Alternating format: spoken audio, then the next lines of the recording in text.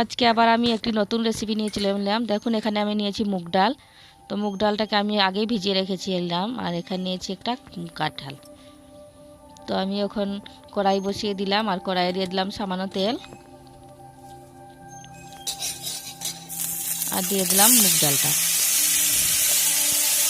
তো মুগ ডালটাকে আমি একটু ভেজে নেব।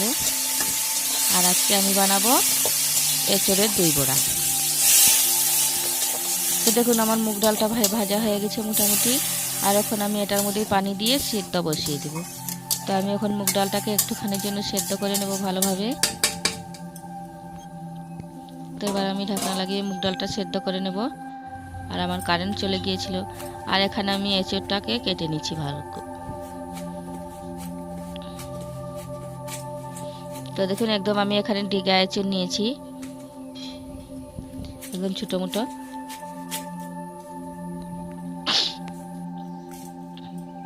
তো এঁচোড়গুলোকে আমি এরকম কেটে নিলাম দেখুন। তো ওইদিকে আমার মুগ ডাল সেদ্ধ হয়ে গেছে। দেখুন কি সুন্দর করে আমার মুগ ডালগুলো সিদ্ধ হয়ে গেছে। তো এখন আমি মুগ ডালটাকে নামিয়ে নিলাম। আর আমার রেসিপি যদি ভালো লাগে, আরও নতুন রেসিপি পাওয়ার জন্য আমার চ্যানেলটি সাবস্ক্রাইব করে দিন। আর যে যেখান থেকেই দেখছেন আমার ভিডিওটি একটা লাইক দিয়ে দেবেন আর কমেন্ট করে জানাবেন আমার রেসিপি কেমন হয়েছে। আর আমি এখন এঁচোড়টাকে সিদ্ধ বসিয়ে দিলাম। আর আমার রেসিপি যদি ভালো লাগে তাহলে তো দেখুন আমার এঁচোড় এখানে সেদ্ধ হয়ে গেছে। আর আমি এখন এঁচোড়টাকে নামিয়ে নেব।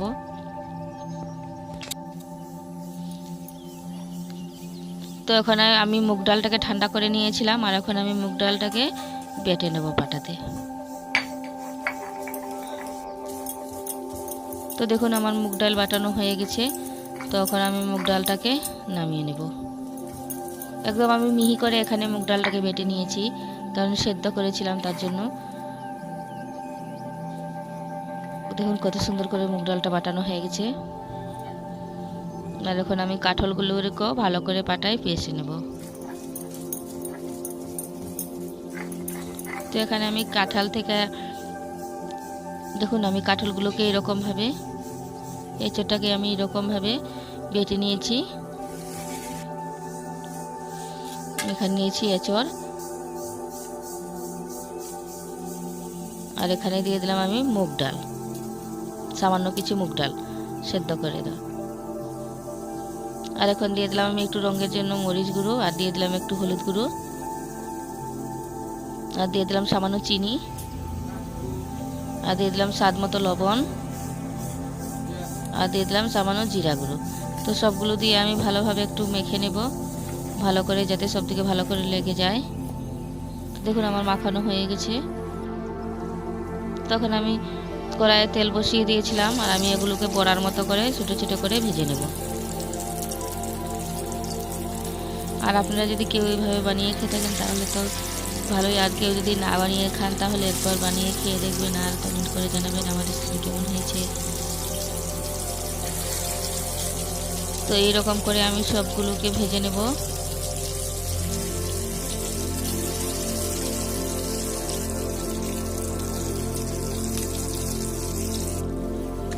তো দেখুন আমার সবগুলো ভাজা হয়ে গেছে।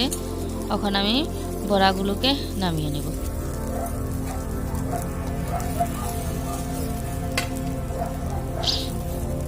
তো আমি এখন সব বড়াগুলোকে নামিয়ে নিলাম।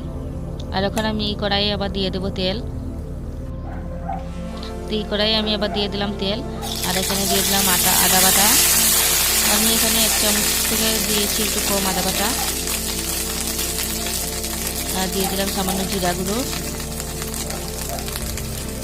আর দিয়ে দিলাম একটু মরিচ গুঁড়ো। আর আপনারা ঝাল অনুযায়ী দেবেন। আর এখানে দিয়ে দিলাম আমি সামান্য হলুদ। তো হলুদ দিলেও চলবে, না দিলেও চলবে। তো আমি এখানে দিয়ে দিলাম সামান্য হলুদ। আর এখানে আমি দিয়ে দিলাম দই। তো দিয়ে আমি সবগুলোকে ভালোভাবে একসঙ্গে কষিয়ে নেব। তো আমি দইয়ের সাথে একটু জলও দিয়ে দিয়েছি। আর ওখানে আমি সামান্য দিয়ে দিলাম আর একটু জল। তো দিয়ে আমি জলটাকে আর ওখানে আমি দিয়ে দিলাম স্বাদ মতো লবণ। তো দেখুন আমার যে ওগুলো ডুবকো দিচ্ছে, তখন আমি দিয়ে দিলাম বড়াগুলো। তো সব বড়াগুলো দিয়ে আমি উলট পালট করে একটুখানি সেদ্ধ করে নেব।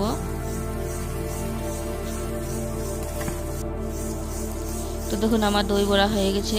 আর এবার আমি সামান্য দিয়ে দিলাম গরম মশলা, তো দিয়ে আমি এখন নামিয়ে নিলাম।